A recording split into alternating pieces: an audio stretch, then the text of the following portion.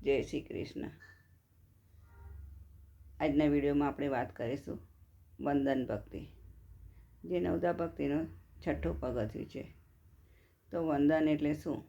તો વંદન એટલે આપણે નમસ્કાર કરીએ છીએ, મંદિરોમાં જઈએ તો આપણે પ્રણામ કરીએ છીએ, દંડવત કરીએ છીએ. આપણા ગુરુ હોય છે, વડીલો હોય છે, એ બધાને આપણે માથું ઝુકાવીને નમસ્કાર કરીએ છીએ. તે પણ વંદન થાય ક્યારે?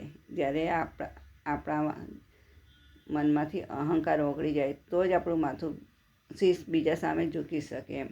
એટલે વંદન ભક્તિ સૌથી પહેલાં તો આપણને નિરભિમાની બનાવે છે. નિરહંકાર તેજી એમ આપણામાંથી અહંકાર ઓગળી જાય છે, આપણે નિરભિમાની બની જઈએ છીએ.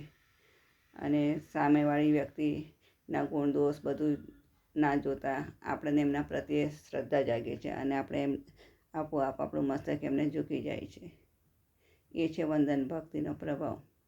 તો કે વંદન ભક્તિ કોણે કરી હતી? તો વંદન ભક્તિ આપણને અક્રૂરજી દ્વારા, કે અક્રૂરજી કંસના રાજ્યમાં સેવક તરીકે કામ કરતા હતા. અને જ્યારે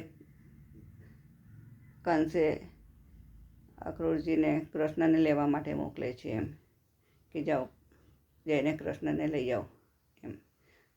અક્રૂરજી આવે છે કૃષ્ણ પાસે, અને જ્યારે કૃષ્ણનું સ્વરૂપ જોવે છે એને તો આ એમને આપોઆપ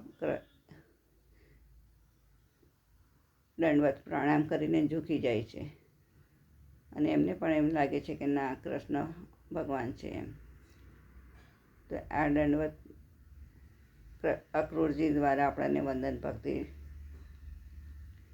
મળી. જય શ્રી કૃષ્ણ.